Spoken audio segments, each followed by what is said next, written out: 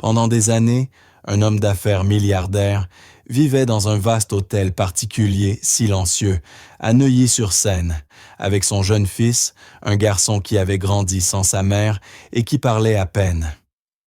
Chaque jour, sans jamais manquer un seul, l'enfant se rendait au même endroit de la maison et pointait calmement du doigt un cadre accroché au mur.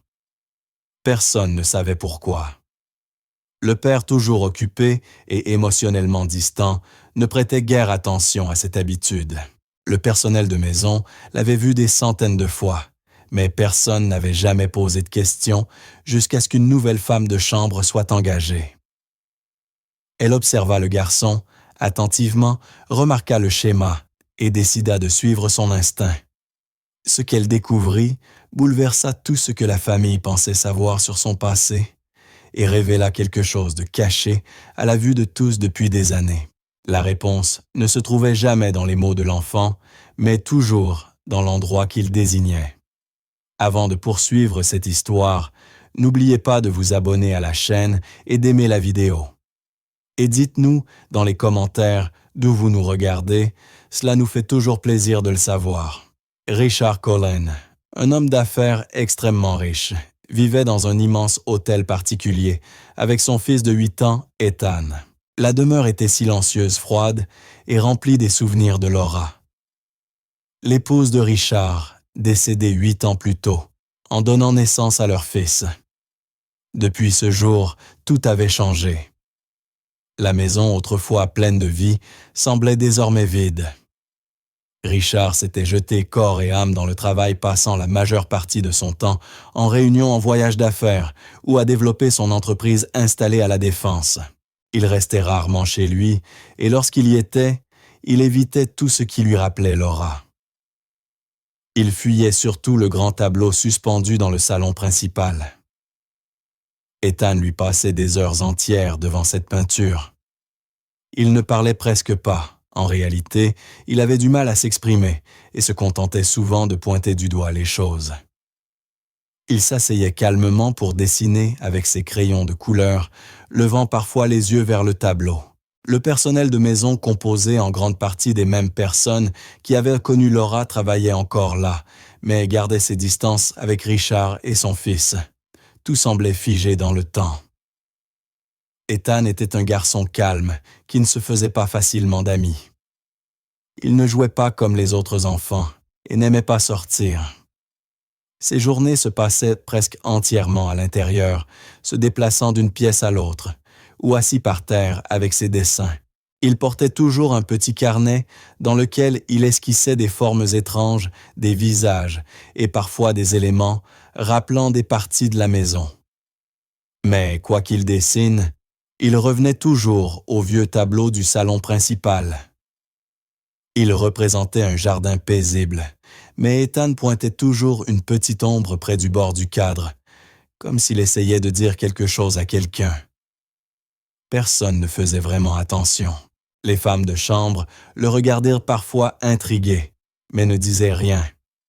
Richard ne remarquait presque jamais rien. Il passait devant son fils avec un léger signe de tête, distrait les yeux rivés sur son téléphone, ou parlant dans son kit main libre. Il ne lui demandait jamais ce qu'il dessinait et ne regardait jamais la peinture. Ethan était seul même lorsqu'il ne l'était pas. L'hôtel particulier lui-même était immense, rempli de pièces que plus personne n'utilisait. Les murs étaient couverts de décorations coûteuses et de meubles qu'on n'avait pas touchés depuis des années. L'ancien piano Pleyel de Laura trônait encore dans la salle de musique intacte. Ses livres restaient sur les étagères de la bibliothèque en chêne, couverts de poussière. Dans la grande salle à manger, une longue table demeurait dressée pour plus de convives qu'il n'en venait jamais. C'était comme si la maison s'était figée le jour où Laura était morte. Richard n'avait jamais voulu rien changer pour lui rénover la maison, revenait à tourner la page et il n'y était pas prêt. Mais conserver tout tel quel n'apportait pas la paix. Cela rendait seulement le silence plus assourdissant. La nuit, Richard s'arrêtait parfois dans le couloir et fixait la porte close de l'ancienne chambre de Laura, avant de se détourner pour retourner travailler dans son bureau. En fuyant ses émotions et ses souvenirs, il fuyait aussi son fils. Le personnel qui servait la famille depuis des années remarquait bien combien les choses avaient changé.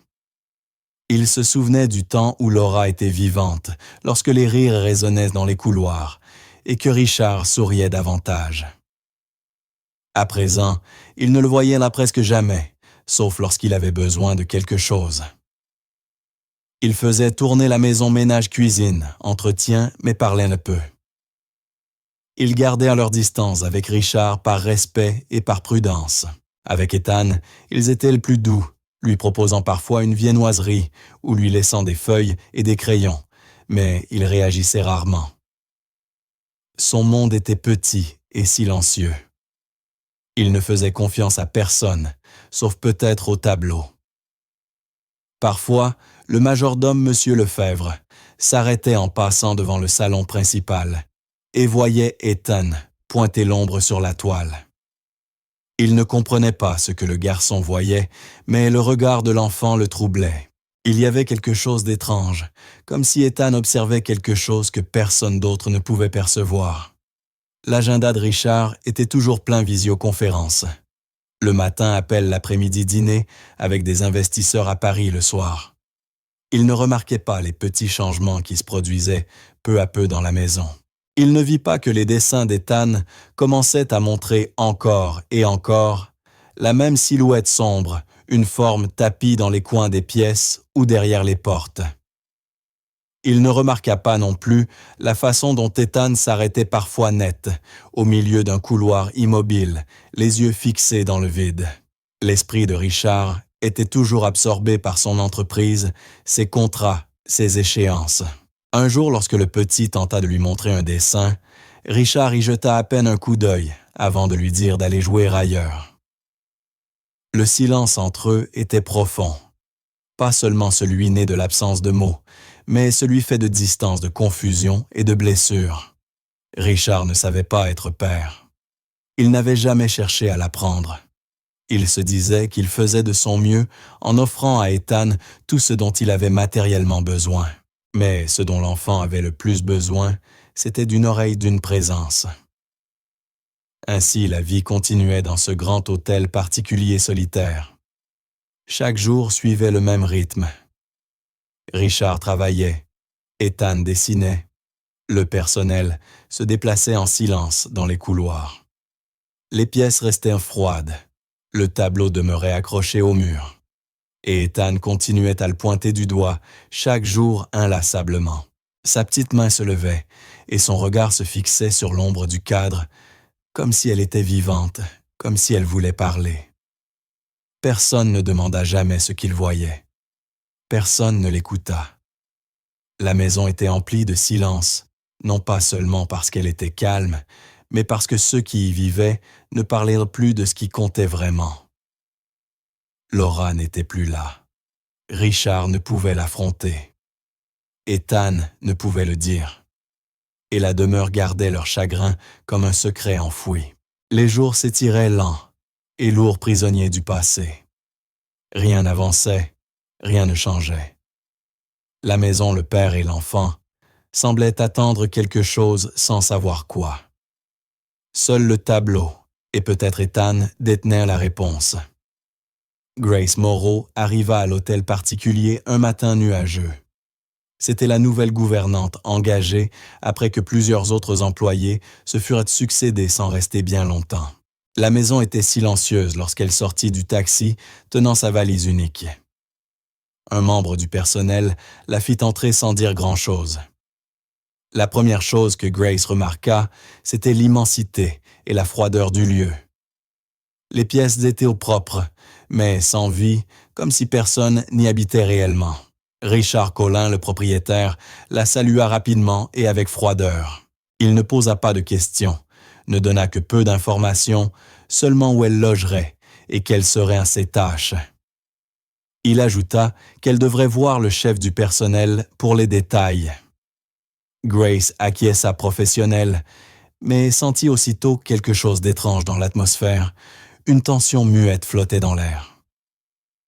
En regardant autour d'elle, elle aperçut un petit garçon au bout du couloir. Il ne dit rien, la fixa simplement, puis disparut derrière une porte. Durant les premiers jours, Grace se concentra sur son travail. Elle parcourait la maison, nettoyant les pièces, époussetant les meubles, rangeant des objets anciens. Elle remarqua que beaucoup de portraits et de tableaux n'avaient pas été touchés depuis des années. Certains portaient une fine couche de poussière, d'autres étaient légèrement de travers sur les murs. Elle évitait de trop déplacer les choses, juste assez pour rendre les lieux un peu moins abandonnés. Personne ne lui parlait beaucoup, à part pour lui donner des instructions de base. La plupart du personnel restait discret, accomplissant sa tâche avant de disparaître. Grace gardait le silence, mais elle ne cessait de penser à l'enfant qu'elle avait vu. Depuis ce premier jour, elle ne l'avait plus approché.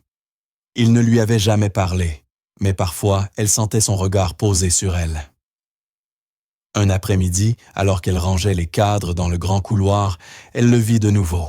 Il se tenait devant un cadre doré, caressant le bord du bout des doigts et le fixant avec intensité, comme si c'était quelque chose de précieux. Il ne dit rien, et lorsqu'elle fit un pas vers lui, il s'éloigna sans bruit. La curiosité de Grace grandit. Elle apprit par une autre femme de chambre que le garçon s'appelait Ethan et qu'il était le fils de M. Collin. On lui dit aussi qu'il parlait très peu et restait souvent seul. Grace n'osa pas poser trop de questions, mais elle commença à observer davantage. Chaque jour, Ethan allait devant le même cadre doré.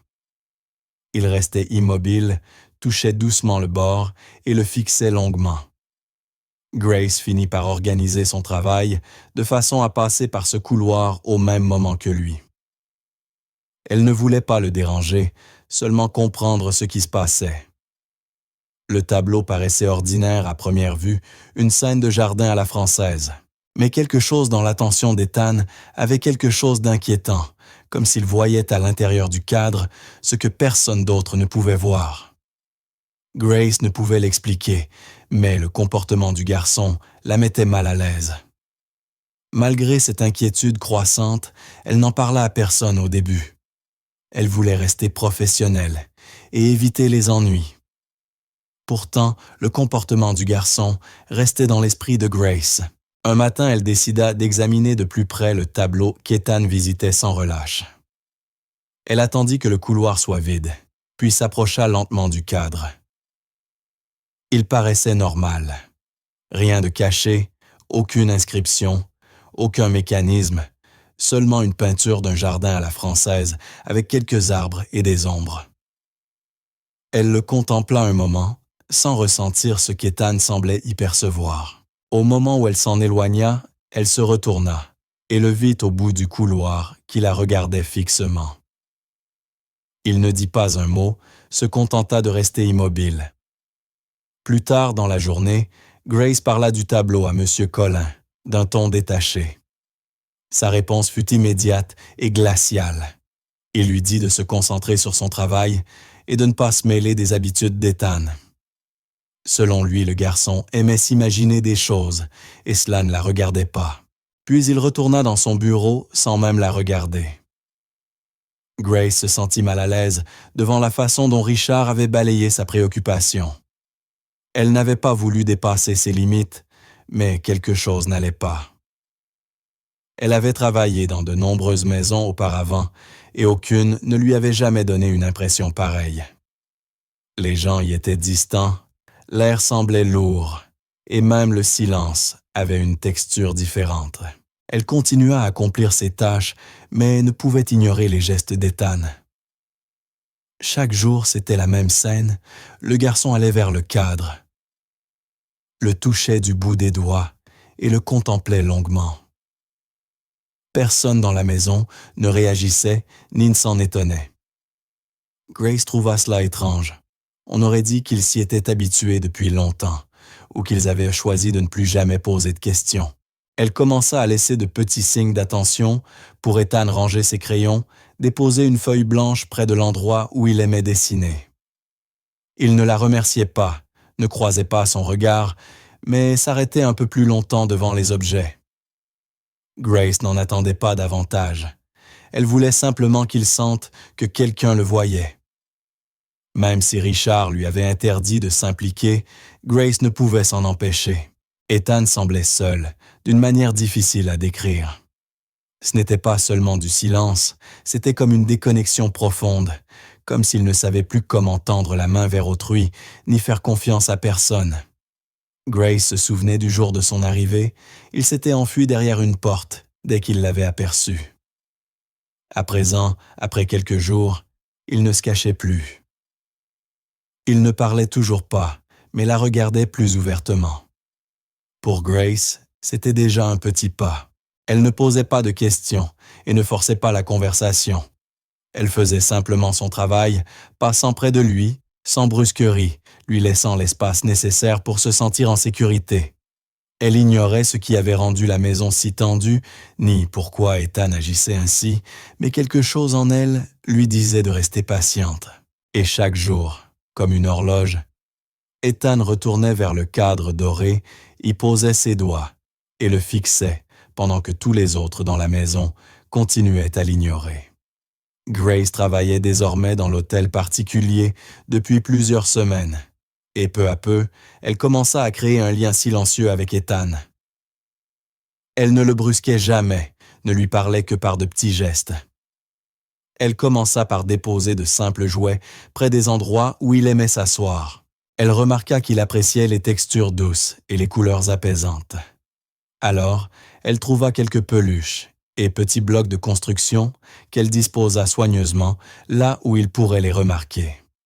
Ethan ne disait rien, mais il commença à les prendre, les tenir dans ses mains, parfois même les garder avec lui. Grace se mit aussi à lire à voix haute quand elle travaillait à proximité, choisissant des histoires simples, s'asseyant à distance pour qu'il puisse écouter sans se sentir observé. Ethan ne répondait pas, mais de temps à autre, il s'asseyait non loin d'elle, pendant qu'elle lisait.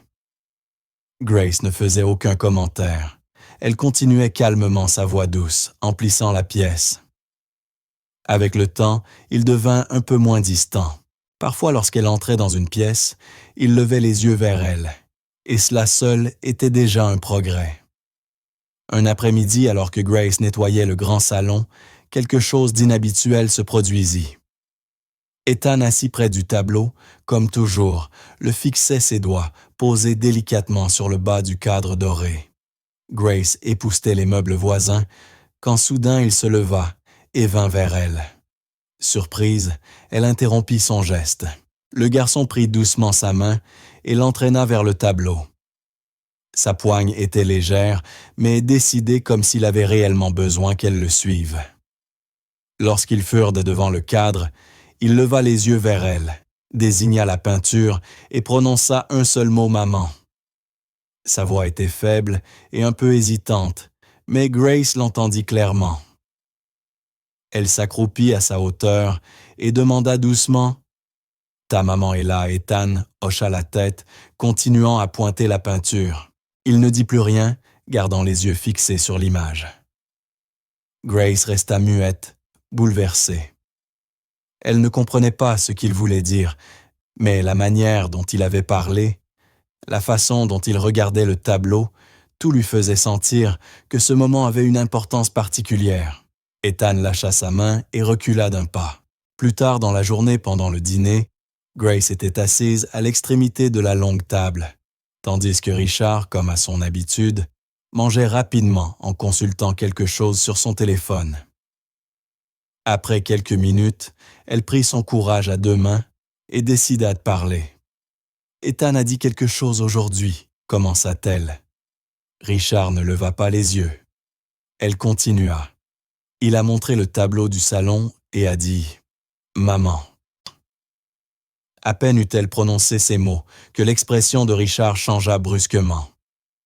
Il s'interrompit, posa sa fourchette et la fixa d'un regard glacial. « Je vous ai demandé de ne pas évoquer de choses étranges », dit-il sèchement. « N'encouragez pas ce genre d'idée. Il ne sait pas ce qu'il dit. Contentez-vous de faire votre travail. » Son ton était tranchant et définitif. Grace ne répliqua pas. Elle hocha la tête et retourna à son assiette, mais son esprit bouillonnait. Pourquoi Ethan avait-il dit cela? Et pourquoi Richard réagissait-il avec une telle froideur? Quelque chose sonnait faux, et Grace ne pouvait étouffer la curiosité qui grandissait en elle. Elle savait qu'elle devait examiner ce tableau de plus près. Ce soir-là, après le dîner, lorsque la maison fut silencieuse, Grace retourna dans le salon.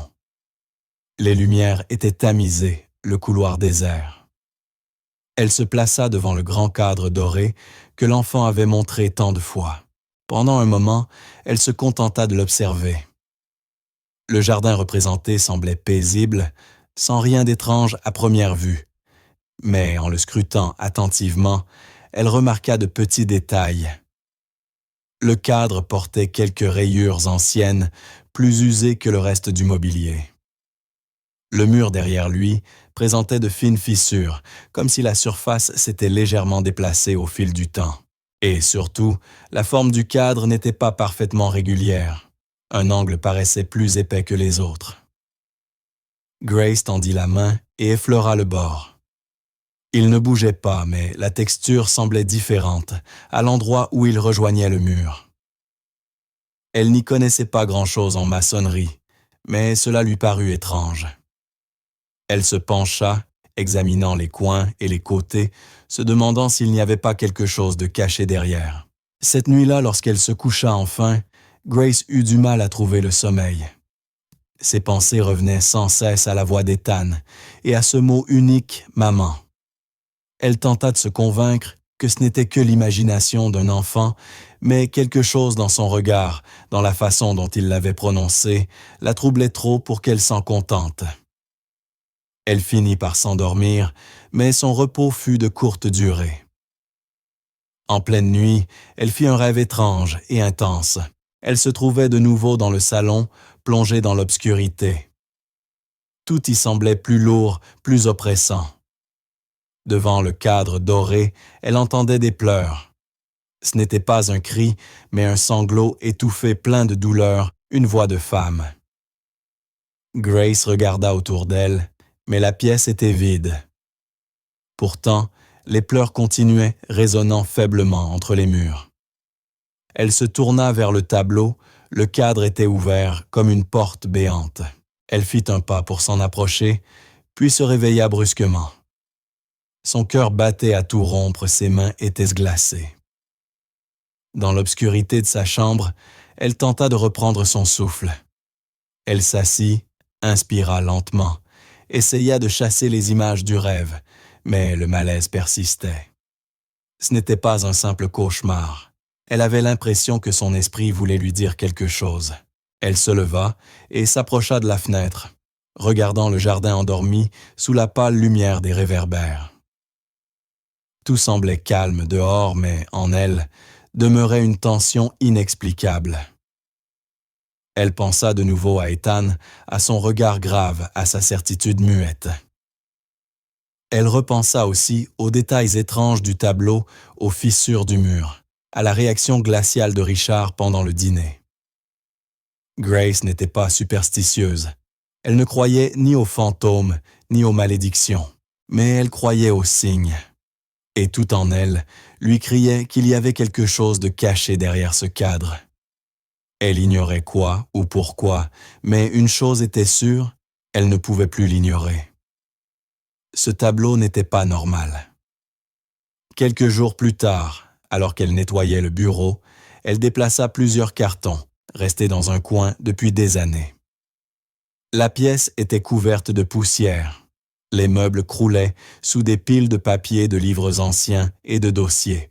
La plupart concernèrent les affaires de Richard, contrats, rapports financiers, correspondances professionnelles. Elle épousseta les étagères, puis commença à trier les boîtes une à une. Dans l'une d'elles, elle découvrit une pile d'albums photos, de lettres de famille et de documents officiels, portant le nom Colin. Il ne semblait pas que quiconque les ait consultés depuis longtemps. Poussée par la curiosité, mais avec prudence, elle feuilleta le contenu, Elle vit des photos de Laura souriante, enceinte, puis tenant un bébé dans ses bras. Puis vinrent des coupures de journaux. L'une annonçait la naissance d'Ethan, une autre relatait la mort tragique de Laura lors de l'accouchement. Grace s'arrêta sur un détail. Au fond d'une enveloppe jaunie, elle trouva une photo. Laura y paraissait plus âgée, mais bien vivante. Au dos, une date 2 ans auparavant. Grace resta assise un long moment dans le bureau, la photo entre les mains, essayant de comprendre ce qu'elle venait de découvrir. Cela n'avait aucun sens. Tout dans cette maison, chaque conversation, chaque silence parlait de la mort de Laura. Le personnel évitait de prononcer son nom. Richard n'en faisait jamais mention. Et Ethan, lui, ne faisait que pointer le tableau. Pourtant, la photo que Grace tenait entre ses mains montrait clairement Laura vivante, plus âgée debout, dans ce qui ressemblait à une rue parisienne. Grace retourna la photo. La date y était inscrite à la main. Ce n'était pas une copie, ni une erreur d'impression. C'était réel. Elle glissa soigneusement la photo dans sa poche, referma la boîte et remit chaque objet exactement à sa place. Elle ne voulait pas que quiconque sache ce qu'elle avait découvert. Ce soir-là au dîner, Grace s'efforça d'agir comme si de rien n'était. Richard était assis en face d'elle, lisant quelque chose sur sa tablette, tandis qu'Ethan mangeait lentement silencieux. Grace observa Richard plus attentivement. Son visage était ferme et sérieux, marqué par la fatigue. Elle se demanda quel secret il cachait et pourquoi cette photo existait. Pendant le repas, elle jeta un regard vers Ethan. Comme toujours, il semblait absorbé par quelque chose au-delà de la table.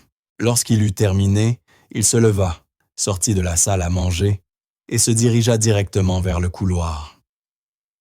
Grace le suivit à distance, s'arrêtant juste avant l'entrée. Elle jeta un coup d'œil discret. Ethan se tenait devant le grand cadre doré.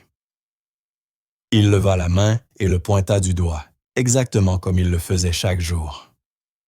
Grace le fixa, se demandant ce qu'il voyait vraiment en regardant cette image.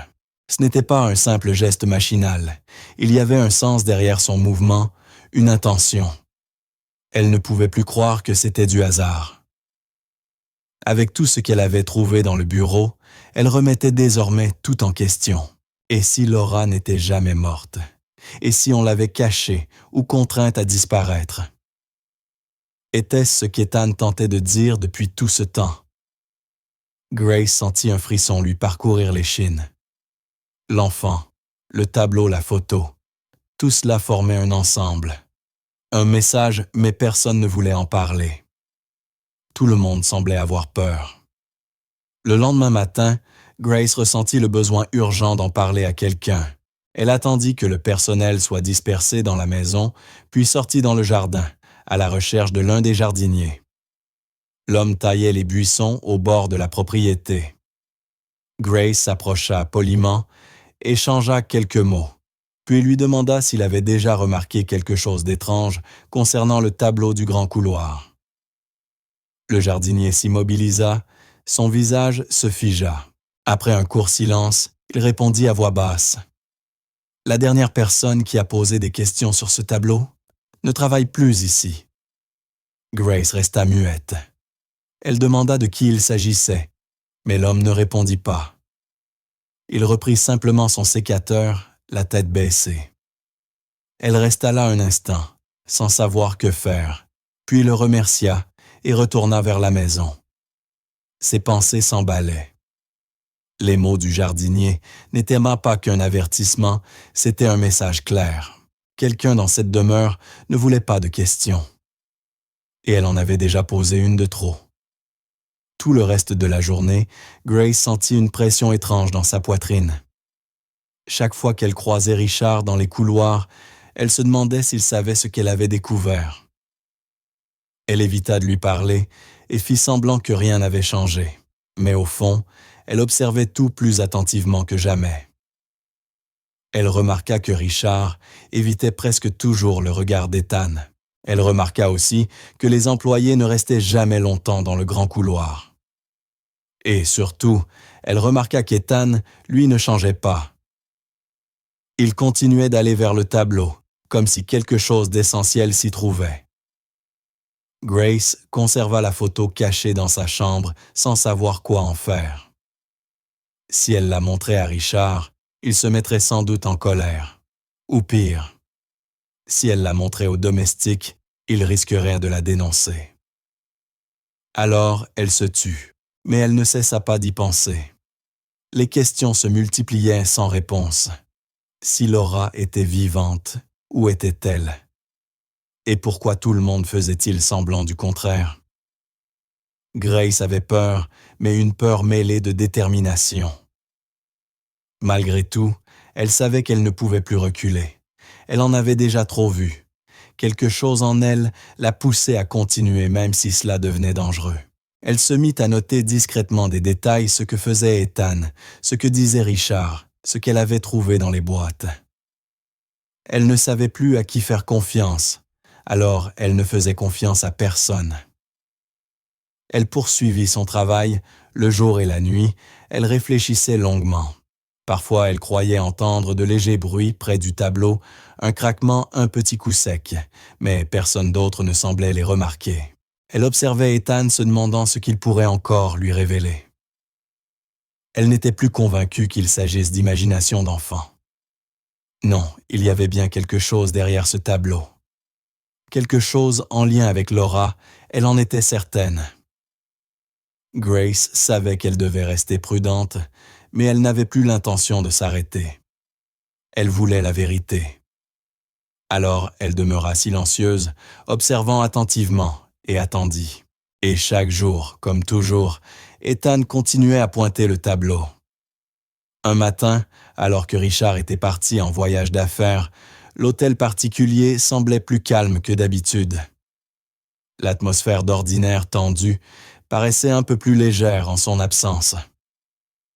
Grace se trouvait dans le grand couloir, époussetant les meubles près de l'escalier principal, lorsque l'enfant apparut soudain à ses côtés. Il ne dit rien d'abord, tira doucement sur sa manche et la regarda d'un air grave. Puis, sans un mot, il marcha vers le tableau au cadre doré et le désigna. Grace le suivit, sentant déjà que quelque chose d'inhabituel allait se produire. Ethan leva les deux mains, mimant le geste d'enlever le tableau. Il se retourna vers elle, cherchant clairement son aide. Grace hésita. Elle savait que Richard entrerait dans une colère noire s'il la prenait. Mais les yeux d'Ethan la suppliaient. Après un bref silence, elle prit sa décision. Elle souleva prudemment le tableau du mur. Il était plus lourd qu'elle ne l'aurait cru. Dès qu'ils l'eurent retiré, ils reculèrent tous deux d'un pas. Derrière dissimulé dans le mur se trouvait un trou sombre. Le renfoncement était couvert de poussière et de toiles d'araignée. Il semblait n'avoir pas été touché depuis des années. Grace s'approcha et vit que la cavité n'était pas très profonde, mais qu'elle contenait plusieurs objets entassés. Elle y glissa la main et en sortit lentement le contenu pièce par pièce de vieux papier, quelques petites boîtes et plusieurs photographies enveloppées dans un tissu. Les papiers étaient jaunis, mais certains paraissaient récents. Ethan restait silencieux à ses côtés, observant le moindre de ses gestes. Lorsqu'elle déplia l'un des documents, le visage d'Ethan s'éclaira soudain. Un vrai sourire discret mais sincère illumina son visage. Il pointa le papier et murmura « Maman ». Grace baissa les yeux et lut. C'était une courte note signée Laura. Elle fixa la signature, le cœur battant. La date à peine 1 an plus tôt. La note mentionnait aussi une société pharmaceutique et contenait un ensemble d'initiales étranges. Grace sentit son pouls s'accélérer. Cela n'avait aucun sens. Laura était censée être morte. Et pourtant, cette lettre prouvait le contraire. Elle s'assit par terre, les documents étalés devant elle, et commença à tout lire attentivement pour tenter d'y voir clair. Certaines feuilles étaient à des lettres, d'autres ressemblaient à des rapports médicaux ou à des notes internes d'entreprise. Quelques-unes évoquaient des expériences et listaient des noms d'employés. Une photo montrait Laura debout près d'un bâtiment portant l'enseigne d'une société appelée Pharmalex SA, le même nom que celui figurant dans la lettre. Grace n'en croyait pas ses yeux. Tout indiquait que Laura était encore en vie et qu'elle avait un lien avec cette entreprise. Ces documents avaient été cachés pour une raison précise. Peut-être Laura avait-elle tenté d'envoyer un message.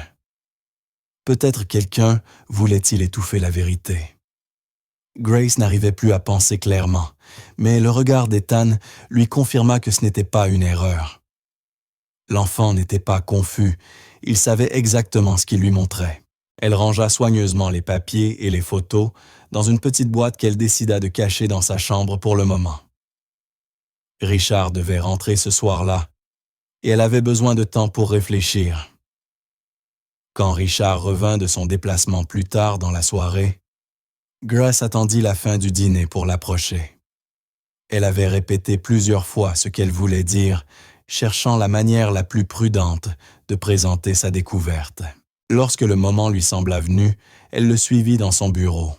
« Monsieur Collin, j'ai trouvé quelque chose d'important derrière le tableau. » D'abord, il ne réagit pas. Mais quand elle sortit la lettre signée de la main de Laura et la posa sur son bureau, tout changea. Son visage se ferma aussitôt. La colère monta dans ses yeux. Il se leva brusquement. « Vous avez violé ma vie privée, » lança-t-il. « Vous n'aviez aucun droit de fouiller dans ce qui ne vous appartient pas. » Grace tenta d'expliquer qu'Ethan lui avait montré le trou qu'elle n'avait fait que l'aider, mais Richard refusa de l'écouter. « Laissez cette affaire. »« Et n'en parlez plus jamais, » dit-il d'une voix glaciale avant de sortir du bureau, la laissant seule bouleversée. Elle comprit alors à quel point ce qu'elle avait trouvé était grave. Après cette nuit, l'atmosphère de la maison changea encore. La tension devint presque palpable. Richard évitait Grace, ne lui adressant la parole que pour lui donner des ordres secs. Le reste du personnel paraissait nerveux, sans jamais en dire la raison. Quant à Ethan, qui s'était apaisé depuis l'arrivée de Grace, il recommença à montrer des signes de peur. Il faisait des cauchemars presque toutes les nuits. Grace l'entendait pleurer à travers les murs et parfois il frappait doucement à sa porte en pleine nuit pour venir simplement s'asseoir près d'elle en silence. Il ne parlait plus du tableau, mais souvent il gardait dans ses mains un des vieux papiers qu'ils avaient découverts comme s'il y trouvait un peu de réconfort. Grace ne le questionnait pas. Elle savait qu'il avait peur. Et elle aussi, désormais, avait peur. Pourtant, Grace continua de garder la boîte de documents cachée dans sa chambre. Le soir, elle les relisait lentement, cherchant à relier les indices entre eux. Elle avait la sensation d'avoir mis au jour quelque chose d'énorme, sans encore comprendre toute la portée de sa découverte. Une chose seulement était claire. Laura n'avait pas disparu par hasard. Et désormais, quelqu'un faisait tout pour que ce secret reste enfoui. Malgré la peur et la confusion, Grace ne pouvait pas abandonner la vérité qu'elle avait trouvée. Elle observait tout attentivement. Richard continuait d'agir comme si rien ne s'était passé, mais il y avait une tension dans son regard, une vigilance constante. Grace demeurait silencieuse, mais elle notait mentalement chaque mot qu'il prononçait, chaque pièce où il entrait. Elle vérifiait régulièrement que les documents étaient toujours à l'abri et commença à consigner sur un carnet toutes ses observations. Elle ne faisait plus confiance à personne. Elle avait songé à quitter la maison, mais l'idée d'abandonner Ethan lui était insupportable. L'enfant avait peur et il essayait encore de dire la vérité à sa manière. Alors elle resta. Elle travaillait le jour resté sur ses gardes la nuit et ne cessa jamais de chercher à comprendre le mystère de la disparition de Laura. Le trou derrière le tableau avait tout changé. Et maintenant, même si personne d'autre ne voulait affronter cette réalité, Grace savait qu'elle ne pouvait plus reculer.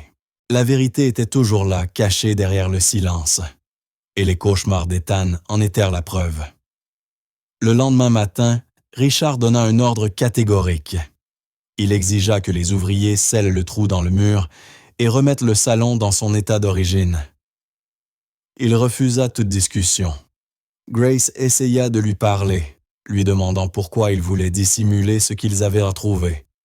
Mais il la coupa sèchement. « Vous n'avez plus le droit d'en parler, surtout pas à Ethan, dit-il d'un ton glacial. Cela ne ferait que le perturber davantage. » Grace insista. « Mais c'est lui qui m'a montré le mur. » Richard ne répondit pas. Il répéta son ordre, puis s'en alla sans un regard de plus. L'après-midi même, des ouvriers arrivèrent. En quelques heures, le mur fut rebouché, repeint, et le tableau replacé à sa position initiale. Comme si rien ne s'était jamais passé. Grace resta là, observant la scène, la colère et la frustration lui nouant la gorge. Comment pouvait-il continuer à tout cacher? Ethan, lui aussi, vit le mur rebouché. Il regarda Grace, les yeux pleins d'incompréhension et de tristesse. Après cela, l'atmosphère changea brutalement dans la demeure. Les autres domestiques, autrefois amicaux avec elle, commencèrent à l'éviter. Dès qu'elle entrait dans une pièce, les conversations s'interrompaient. Certains détournèrent le regard, d'autres quittèrent la pièce sans un mot. Personne ne l'accusait ouvertement, mais elle sentait le climat d'hostilité s'épaissir. Il était évident que quelqu'un avait raconté qu'elle avait inventé toute l'histoire. Les rumeurs se répandirent vite, et Grace n'avait aucun moyen de se défendre. Elle aurait voulu expliquer la vérité à quelqu'un, mais à qui elle ne savait plus en qui avoir confiance. Pendant ce temps, Ethan avait de nouveau changé.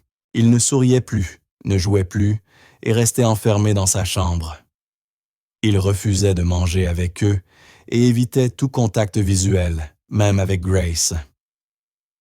Quand elle essayait de lui parler, il baissait la tête et se taisait. Le lien fragile qu'ils avaient tissé s'était brisé. Grace se sentait impuissante. Le mur était scellé et Ethan s'était refermé lui aussi. La maison déjà froide paraissait désormais étouffante. Pas seulement triste morte. Richard lui faisait semblant que tout allait bien, mais Grace voyait bien que quelque chose le rongeait. Il passait de plus en plus de temps enfermé dans son bureau et ne lui adressait la parole que pour des ordres brefs. Un soir, Grace remarqua que les documents avaient disparu de sa chambre. Elle comprit immédiatement que Richard les avait pris probablement en fouillant pendant son absence.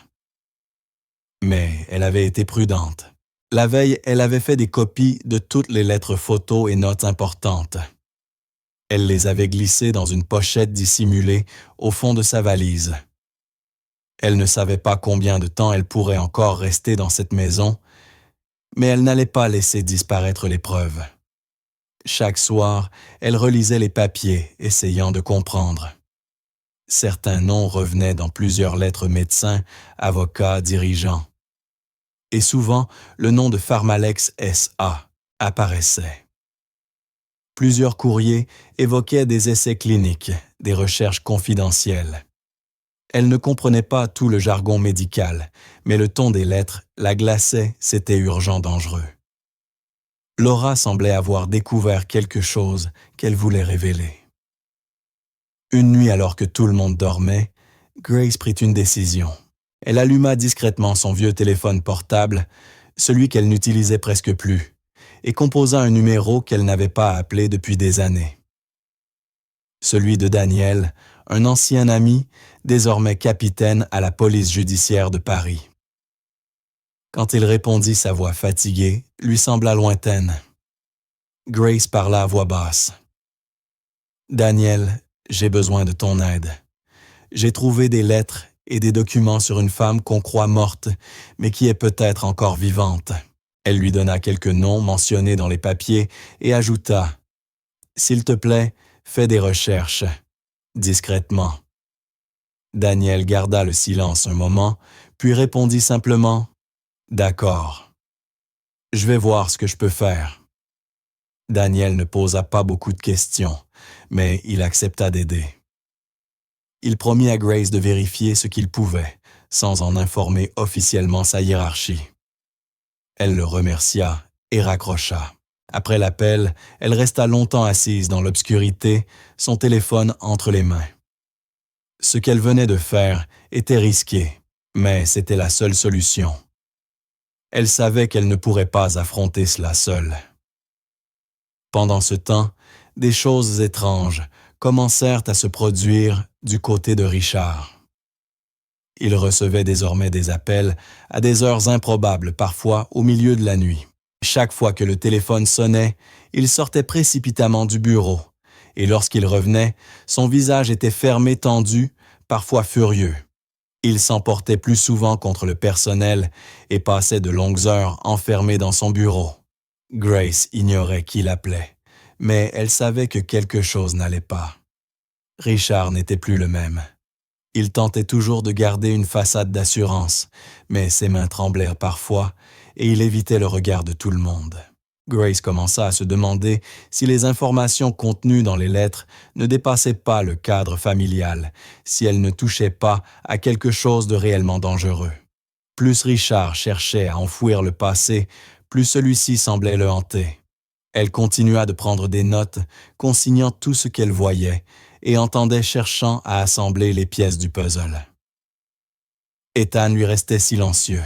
Grace espérait chaque jour que Daniel trouverait enfin une explication, quelque chose qui justifierait la peur de Richard. Mais l'atmosphère dans la maison empirait. Ce qui avait autrefois l'apparence d'une tristesse silencieuse ressemblait désormais à une peur étouffante. Le personnel évitait les discussions inutiles. Personne ne mentionnait plus, ni le tableau, ni le mur, ni ce qui s'était passé. L'hôtel particulier semblait se refermer sur lui-même, pièce après pièce. Grace ressentait le poids des secrets dans chaque couloir. Ethan ne sortait presque plus de sa chambre. Quand il le faisait, il paraissait épuisé, absent. Il s'était remis à dessiner, mais ses dessins étaient redevenus sombres, pleins de formes déformées et d'espaces vides. Grace se sentait isolée, mais elle ne céda pas. Elle continuait à observer, à attendre, à espérer. Chaque nuit, elle vérifiait que ses copies étaient en sécurité. Chaque matin, elle guettait un appel, un message, une réponse de Daniel. La maison n'était plus seulement un lieu de deuil, c'était devenu un endroit où quelque chose se cachait, où la vérité était dangereuse, où le silence était une obligation. Mais Grace était déjà allée trop loin pour reculer. Elle voulait savoir. Elle devait savoir. Enfin, un matin, elle reçut l'appel qu'elle attendait. La voix de Daniel, grave et étouffée, résonna à l'autre bout du fil. « J'ai trouvé quelque chose. » Grace. Il expliqua qu'il avait vérifié les noms mentionnés dans les lettres et documents. Ce qu'il avait découvert était alarmant. La plupart des personnes citées étaient liées à une grande entreprise pharmaceutique française, Pharmalex S.A., déjà dans le viseur des autorités pour des affaires non élucidées. L'entreprise était soupçonnée depuis des années de dissimuler des essais médicaux illégaux, de faire chanter d'anciens employés et d'effacer toute trace compromettante. Un nom ressortait plus que les autres, Laura Collin. Selon des rapports internes confidentiels, elle avait travaillé en étroite collaboration avec la société, mais à un moment donné, elle avait tenté de dénoncer leurs pratiques. On l'avait alors cataloguée comme lanceuse d'alerte, une personne détenant des informations susceptibles de causer un scandale majeur. Peu après, elle avait disparu. Le rapport parlait d'une disparition suspecte. Grace écouta sans dire un mot, prenant des notes précises. Quand Daniel raccrocha, elle resta figée, le stylo suspendu au-dessus du papier. Elle le savait maintenant, avec certitude, Laura n'était pas morte. Quelque chose d'horrible avait été dissimulé.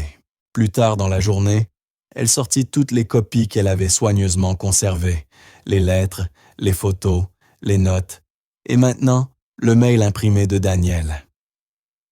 Elle décida qu'il était temps d'affronter Richard une nouvelle fois. Elle marcha d'un pas déterminé jusqu'à son bureau, frappa doucement et entra quand il lui fit signe. Richard avait l'air épuisé, nerveux. Grace ne lui laissa pas le temps de parler. Elle posa les papiers devant lui et commença à tout lui expliquer. Il écouta sans l'interrompre jusqu'au moment où elle prononça le nom de Laura, associé à des activités criminelles. Alors, il se leva brusquement. « C'est impossible », lança-t-il blême. « Laura est morte devant moi à la clinique Saint-Antoine. Je l'ai vue. » Grace resta calme. Elle prit la photo de Laura, celle datée de 2 ans après sa supposée mort, et la posa lentement devant lui. Richard la fixa. Ses mains tremblaient. Il ne parla pas pendant de longues secondes. Puis lentement, il s'assit le regard toujours rivé sur la photo, comme s'il ne savait plus quoi croire. Un long silence s'installa. Richard observait alternativement le visage de Laura sur la photo et les documents étalés sur le bureau. Quand il parla, enfin, sa voix avait changé. Elle n'était plus dure ni assurée. Elle tremblait légèrement. Je me souviens du jour où Elise est morte. Je me souviens de l'hôpital des médecins, de tout ce qu'ils m'ont dit. Mais maintenant, il leva les yeux vers Grace perdue. Maintenant, je n'en suis plus sûr du tout. Est-ce que quelqu'un aurait pu me mentir? Demanda Richard, la voix basse, presque brisée. Grace le regarda droit dans les yeux. Oui, répondit-elle simplement. Je pense que Laura n'est pas partie d'elle-même. On a peut-être voulu la faire taire ou la forcer à disparaître. Richard passa une main sur son visage et s'affaissa dans son fauteuil. Il ne protesta pas. Il ne chercha pas à l'accuser de mensonge. Au contraire, il murmura d'un ton fatigué. Il y a toujours eu des choses étranges ce jour-là. Des détails auxquels je n'ai jamais voulu penser. Je ne voulais pas croire qu'il y avait plus que ce qu'on m'avait dit. Mais maintenant, il s'interrompit, le regard vide. La vérité commençait à fissurer le mur du déni qu'il avait construit pendant des années. Cette nuit-là, la maison retrouva son silence habituel, mais ce n'était plus le même silence. Il était plus lourd, plus conscient. Grace resta près d'Ethan, qui s'était montré particulièrement fermé toute la journée. Il ne parlait pas, mangeait à peine et semblait absorbé dans ses pensées. Avant de se coucher, il s'assit par terre, avec ses crayons, et commença à dessiner, sans un mot.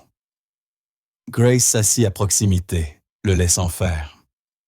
Après quelques minutes, l'enfant se leva et lui tendit sa feuille. Dessus, on voyait une femme entourée de formes sombres. La femme ressemblait à Laura. Les formes, elles, ressemblaient à des ombres grandes, tordues, sans visage. Ethan pointa la femme du doigt et murmura « Maman ». Puis il désigna les ombres avant de détourner les yeux. Un frisson parcourut Grace. Ce n'était pas un simple dessin d'enfant. C'était un message. Il montrait ce qu'il ressentait, ou peut-être ce qu'il savait. Elle prit doucement le dessin et serra Ethan dans ses bras. Il resta silencieux, mais se laissa faire. Cette nuit-là, Grace dormit à peine.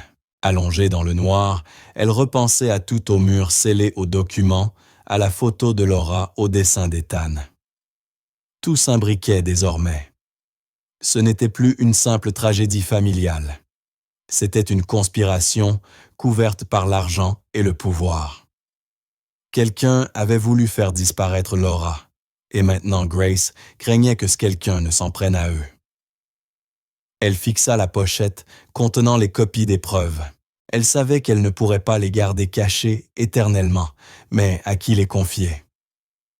Elle n'avait confiance en personne ici. Peut-être Daniel pourrait-il aller plus loin. Peut-être la police rouvrirait-elle l'enquête, ou peut-être cela les mettrait encore plus en danger. Une chose était certaine, il n'y avait plus de retour possible. Elle avait trop vu, trop compris.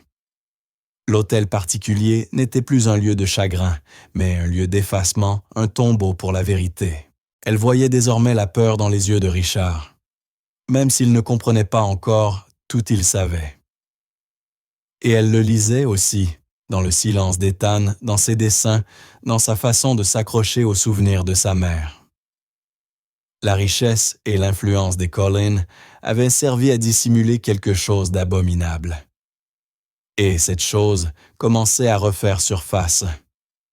Grace ignorait ce qui allait suivre, mais elle savait que c'était grave.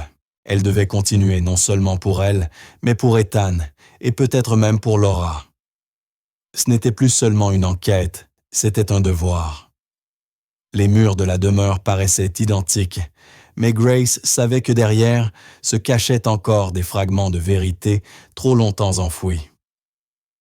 Ce n'était pas la fin de l'histoire, c'était le commencement. Quelques jours plus tard, Richard atteignit ses limites. Le doute, le silence, la peur, tout le rongeait. Après avoir longuement contemplé la photo de Laura et relu les documents que Grace lui avait montrés, il prit enfin une décision. Il ne savait pas à qui se fier et il ne pouvait pas aller à la police sans risquer d'exposer sa famille. Alors, il engagea une équipe d'enquêteurs privés. Des professionnels discrets, efficaces.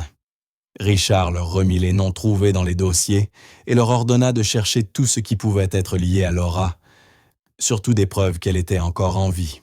L'enquête commença immédiatement. Grace resta en contact avec eux pour le compte de Richard, leur fournissant les informations qu'elle possédait.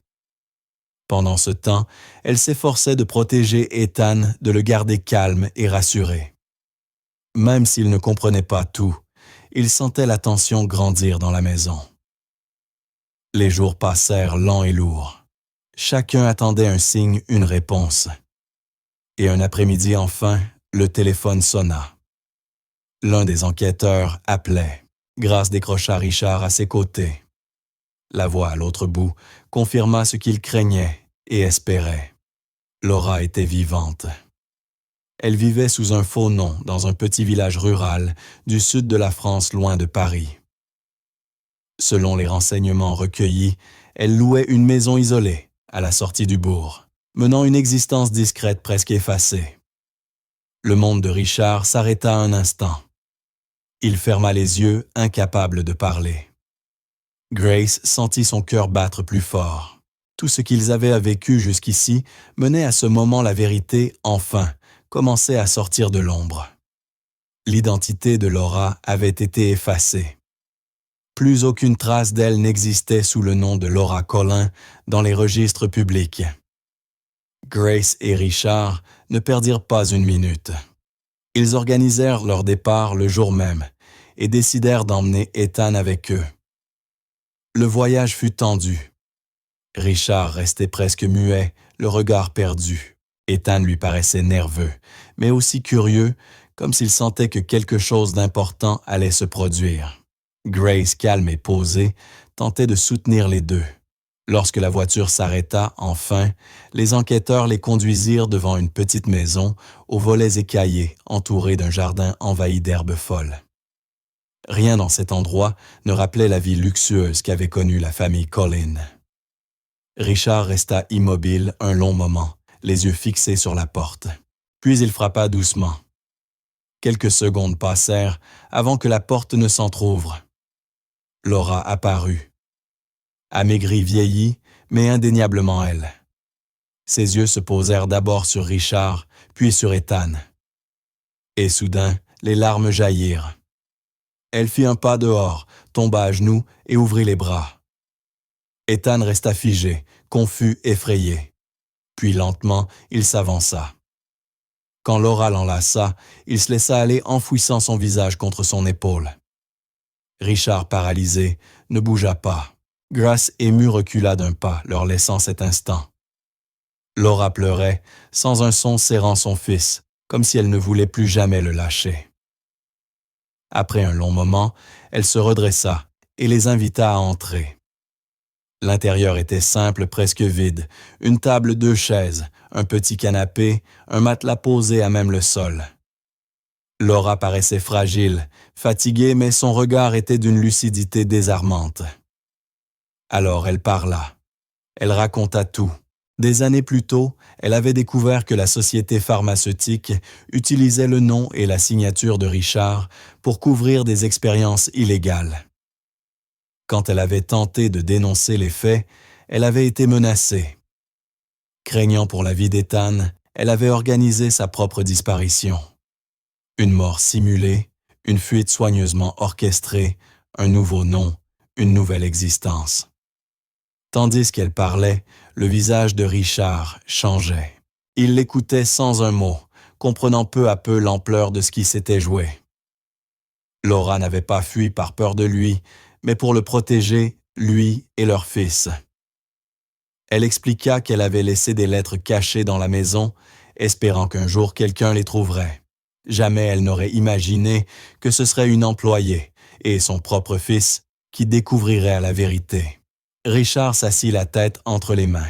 Pendant des années, il avait cru à la version qu'on lui avait donnée un accouchement tragique, une hémorragie, un décès inévitable. Il avait cru les médecins, les responsables, les certificats. Mais tout cela n'avait été qu'un mensonge. Il comprit qu'on s'était servi de lui, qu'il avait signé des documents, sans savoir qu'il avait fermé les yeux sur des incohérences qu'il n'avait pas voulu affronter. La culpabilité, la colère, la douleur, tout revint d'un coup. Laura posa doucement sa main sur la sienne. Aucun mot ne fut prononcé, mais quelque chose passa entre eux, la conscience que le passé les avait brisés tous les deux. Ils restèrent 2 jours dans ce village reculé. 2 jours à parler, à se retrouver, à comprendre comment survivre désormais. Laura restait méfiante. S'ils découvrent que je suis encore en vie, ils reviendront, dit-elle d'une voix tremblante. Grace posa une main sur son épaule. Cette fois, nous avons des preuves, des témoins. On ne vous fera plus taire. Richard approuva. Il n'allait plus se taire lui non plus. Quand ils rentrèrent à Paris, tout avait changé. Le personnel de maison resta sans voix à la vue de Laura. La rumeur se répandit vite, d'abord dans le voisinage, puis dans les médias. Richard prit les devants. Il contacta des avocats, constitua un dossier complet et se prépara à tout rendre public si nécessaire. Mais le calme ne dura pas. Quelques jours plus tard, des appels anonymes commencèrent à arriver. Des menaces voilées. Une nuit, Ethan fut suivi sur le chemin de l'école.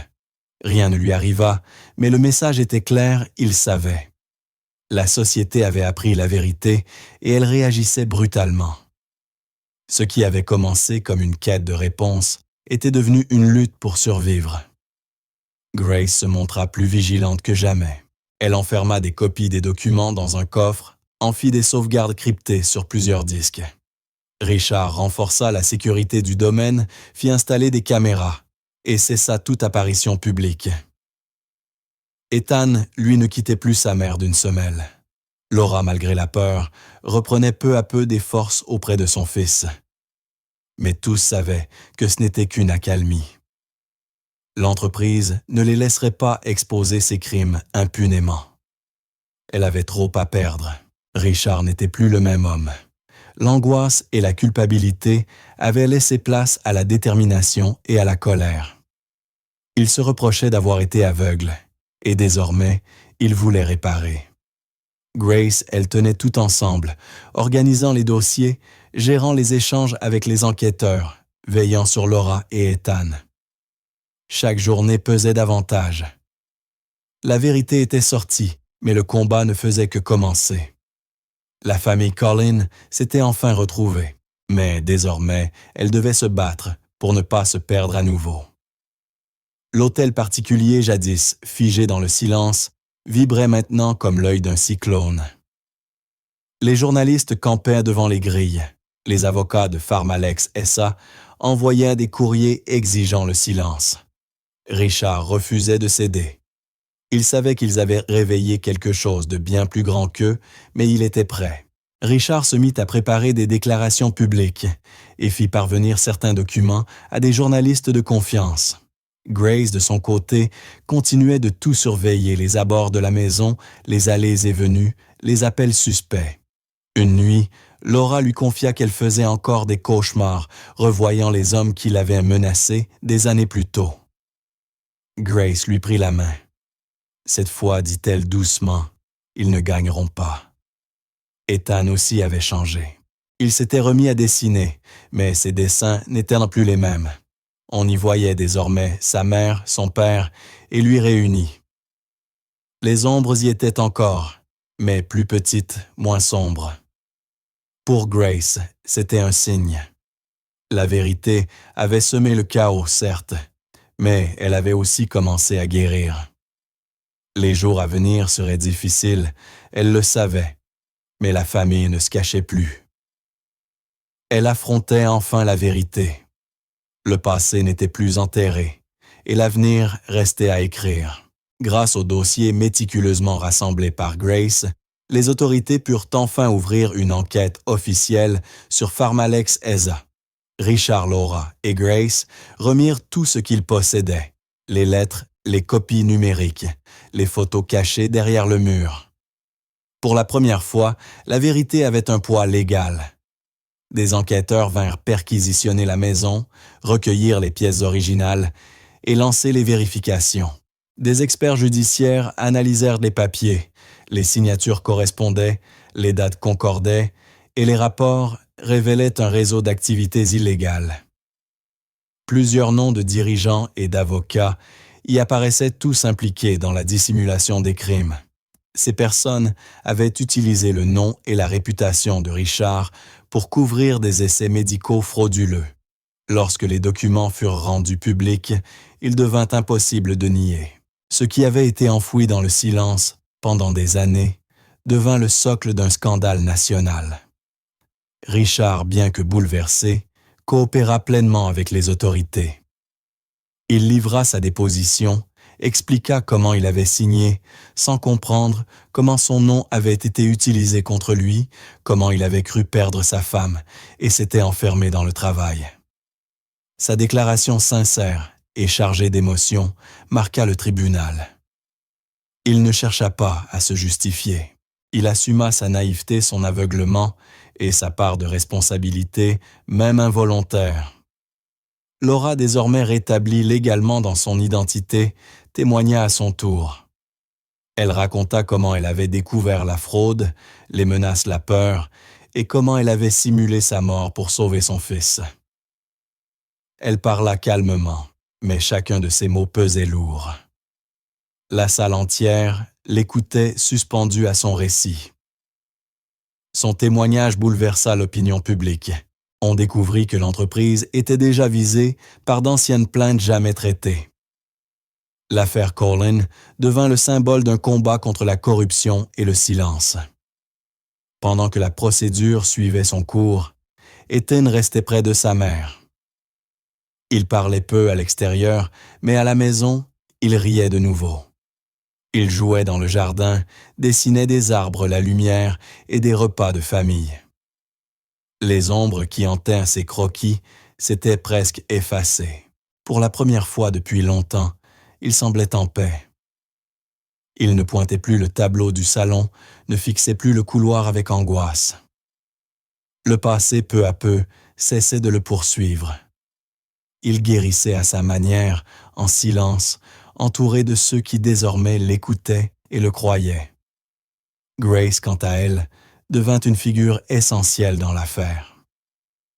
Sa vigilance, son instinct et son courage avaient tout rendu possible. Sans elle, les preuves auraient été détruites et Laura serait restée un fantôme. Lorsque la presse commença à couvrir le scandale, son nom fut mentionné aux côtés de ceux de Richard et Laura. Les journaux la qualifièrent de courageuse et déterminée. Des articles et reportages lui rendirent hommage certain, la décrivant comme la femme qui avait rendu la parole à une famille brisée. Elle fut sollicitée pour des interviews, invitée à des conférences et même approchée pour travailler avec des associations de défense des lanceurs d'alerte. Mais Grace refusa pour l'instant de quitter la famille Colin. Elle voulait aller jusqu'au bout. Elle continua de gérer les dossiers, d'assurer la communication avec les avocats et de veiller sur Ethan lorsque ses parents étaient convoqués par les autorités. Elle avait trouvé au cœur du drame un rôle qui donnait enfin du sens à tout ce qu'elle avait vécu. Le manoir Colin, jadis symbole du silence et de la perte, était devenu un lieu de vérité et de reconstruction. Et même si la tempête n'était pas encore passée pour la première fois, la lumière perçait entre les murs. Plus que cela encore, Grace était devenue bien plus qu'une employée pour les Collins. Elle était désormais une amie, une confidente, une présence protectrice dans les moments les plus sombres de leur vie. L'enquête dura plusieurs semaines, mais à la fin, la justice triompha. Les dirigeants et avocats responsables de la fraude et des menaces furent arrêtés. Des inculpations furent prononcées pour corruption, falsification, destruction de preuves, usurpation d'identité et intimidation criminelle. Certains procès prendraient des mois, mais le noyau principal fut placé en détention provisoire. L'affaire fit l'effet d'un séisme. Les actions de Pharmalex SA s'effondrèrent et les journaux en firent leur une. Chaque jour, les médias relatèrent les avancées du dossier. Le public découvrait stupéfait que l'une des entreprises les plus respectées du pays avait dissimulé des crimes pendant des années. Le cas Collin devint l'un des plus grands scandales économiques de la décennie. Il provoqua d'autres enquêtes, d'autres révélations, et relança le débat national sur la responsabilité des entreprises. Richard vit peu à peu sa réputation se redresser à mesure que la vérité éclatait. Laura fut saluée pour son courage et son sacrifice. Quant à Grace, elle devint malgré elle un symbole de droiture, la preuve qu'une seule personne animée par la conviction de bien faire peut tout changer. Ce qui autrefois n'était qu'un secret honteux étouffé par la peur devint une histoire de vérité, de justice et de résilience. À l'hôtel particulier, la vie reprit enfin ses couleurs. La demeure autrefois glaciale et silencieuse se remplit de chaleur et de mouvement. Le soleil filtrait à nouveau à travers les grandes fenêtres. Les rires résonnaient dans les couloirs. Pour la première fois depuis des années, Ethan riait aux éclats courant d'une pièce à l'autre, jouant dans le jardin comme un enfant ordinaire. Laura et Richard, encore en reconstruction, passaient du temps ensemble. Les conversations restaient parfois difficiles, mais elles étaient franches, sincères. Grace organisait les repas, planifiait de petites réunions familiales, veillait à ce que la maison reste vivante et accueillante. Le personnel jadis, distant et silencieux, retrouva lui aussi le goût du travail. Chacun semblait animé par une nouvelle énergie. L'hôtel particulier n'était plus une prison du passé, c'était devenu un lieu de renaissance. La musique résonnait de nouveau.